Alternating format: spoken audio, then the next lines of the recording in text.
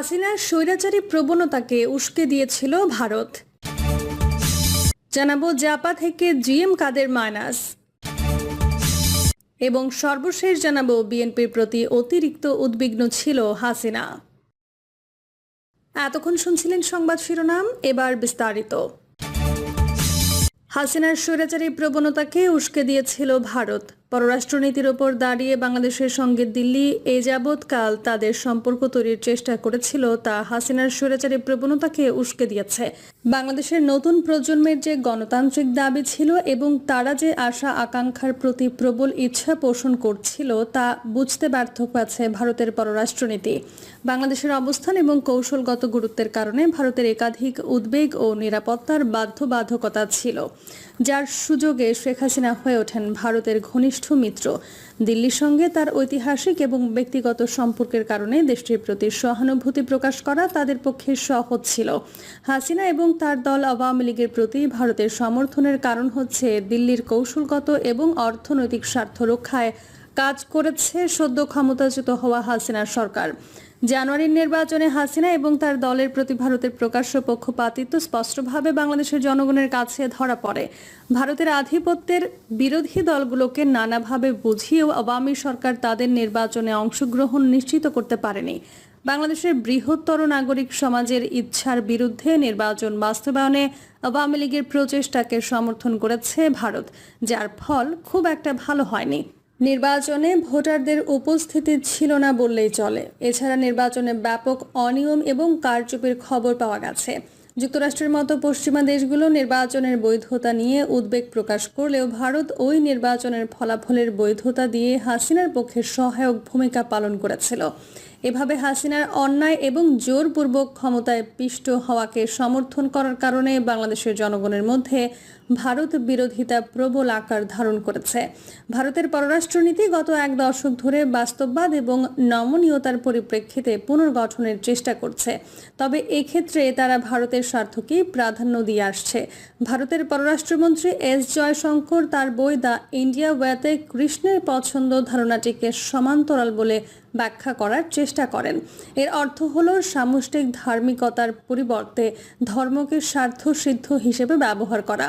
এই ধরনের পররাষ্ট্রনীতি দক্ষিণ এশিয়ায় ভারত বিরোধিতাকে ক্রমান্বয়ে উস্কে দিচ্ছে। জয়শঙ্করের দর্শন অনুসারে ভারতের জনপ্রিয় হওয়ার প্রয়োজন নেই, তারা কেবল তাদের স্বার্থ সুরক্ষিত করতে চায়। তবে এসব চিন্তাধারার বিপক্ষে দক্ষিণ এশিয়াতে ভারত বিরোধিতা প্রকট হচ্ছে। এক্ষেত্রে যদি ভারত দক্ষিণ এশিয়া এবং তার বাইরে একটি আঞ্চলিক শক্তি হিসেবে নেতৃত্বের দাবি করতে চায়, বৈশ্বিকভাবে নিজেদের অবস্থান আরও শক্ত করতে চায় বা এই অঞ্চলে স্থিতিশীলতা বজায় রাখতে চায়, তাহলে দিল্লিকে অবশ্যই তাদের পররাষ্ট্রনীতির স্তম্ভ হিসেবে গণতন্ত্রকে গ্রহণ করতে হবে।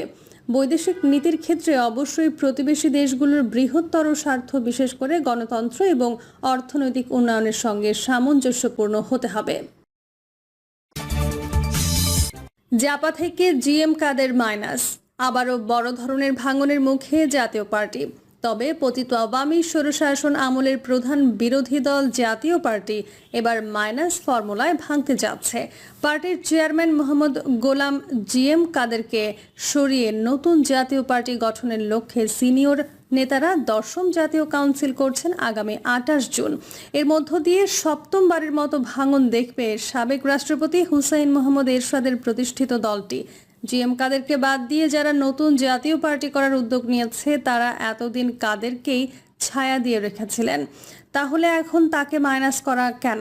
জানা গেছে অন্তর্বর্তীকালীন সরকার এবং বিএনপির বিরুদ্ধে বিষোদগার ও পতিত আওয়ামী লীগের সাথে যোগাযোগের অভিযোগের পাশাপাশি দলে জিএম কাদেরের একনায়কত্ব অহমিকায় ফুঁসে উঠেছেন সিনিয়র নেতার, বিশেষ করে জাপার senior co chairman barrister Anisul Islam Mahmud. দলটির 17 বছর মহাসচিবের দায়িত্ব পালন করা বর্তমান co chairman ABM Ruhul Amin Howlader প্রকাশ্যে জিএম কাদেরের বিরুদ্ধে অবস্থান নিয়েছেন। জিএম কাদেরের অনেক ঘনিষ্ঠ নেতা সহ পার্টির সাবেক কো চেয়ারম্যান কাজী ফিরোজ রশিদ, সৈয়দ আবু হোসেন বাবলা, শাহিদুর রহমান টেপা, শফিকুল ইসলাম সেন্টু সহ সিংহভাগ শীর্ষ নেতা জিএম কাদেরকে মাইনাসের উদ্যোগে একমত হয়েছেন। জিএম কাদেরকে বাদ দিয়ে নতুন করে পার্টি গঠনে তৃণমূলের সাথে যোগাযোগ রাখছেন তারা। অবশ্য 28 জুন দলটির জাতীয় কাউন্সিল ঘোষণা দিয়েছিলেন জিএম কাদেরই। প্রত্যক্ষ গণতান্ত্রিক চর্চার জন্য জাপার senior co chairman barrister Anisul Islam Mahmud দলটির চেয়ারম্যান প্রার্থী হিসেবে ঘোষণা দেন কয়েকজন সিনিয়র নেতা। আনিসুল ইসলাম মাহমুদের রানিং মেট অর্থাৎ তার প্যানেলে মহাসচিব হিসেবে তার নাম আসেও বিএম হাওলাদারের। বিষয়টি জাতীয় পার্টির জন্য গণতান্ত্রিক আখ্যা দিয়ে দলের অন্য সিনিয়র নেতারা ইতিবাচক হিসেবে দেখলেও জিএম কাদের তা ভালোভাবে নেননি। তিনি পরে কাউন্সিল নিয়ে গড়িমসি করতে থাকেন বলে অভিযোগ অনেক নেতার। কিন্তু দলের সিনিয়র নেতারা 28 জুন কাউন্সিলের সিদ্ধান্তে অটুট থাকেন। বিষয়টি দ্রুত অনেক দূর গড়িয়ে যায়। ডাক উঠে জাপা থেকে জিএম কাদেরকে মাইনাসের। সূত্র জানায়, ইতিমধ্যে দেশের অধিকাংশ জেলার শীর্ষ নেতারা জিএম কাদেরবিহীন জাতীয় পার্টি গঠনে সম্মতি দিয়েছেন। বিশেষ করে পার্টির ঘাঁটি বলে পরিচিত রংপুরেও এর ব্যাপক প্রভাব পড়েছে। এই জেলার অনেক সিনিয়র নেতাকর্মী নিয়মিত যোগাযোগ রক্ষা করছেন আনিস হাওলাদারের সাথে। জিএম কাদের মাইনাসের উদ্যোগ প্রসঙ্গে জানতে চাইলে জাপার মহাসচিব মুজিবুল হক চুন্নু এ ব্যাপারে কোনো মন্তব্য করতে রাজি হননি। তিনি বলেন, জিএম কাদের মুখে গণতন্ত্রের কথা বলেন, অথচ দলের গঠনতন্ত্রে ধারা সৃষ্টি করে তিনি যে কোনো সময় যে কাউকে বহিষ্কার বা পদোন্নতি দিতে পারেন। এমনটা কাম্য হতে পারে না।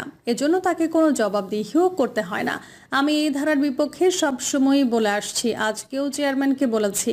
জিএম কাদেরের ঘনিষ্ঠজন বলে পরিচিত জাপার প্রেসিডিয়াম সদস্য মোস্তফা আল মাহমুদ ও জাপার চেয়ারম্যানের একনায়কত্বের সমালোচনা করেন।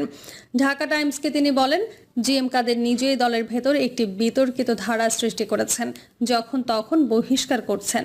সর্বোচ্চ নীতি নির্ধারণী ফোরাম প্রেসিডিয়াম সভার বক্তব্য নিয়ে নানা জায়গায় কথা বলেন, যা নৈতিকতা বিরোধী।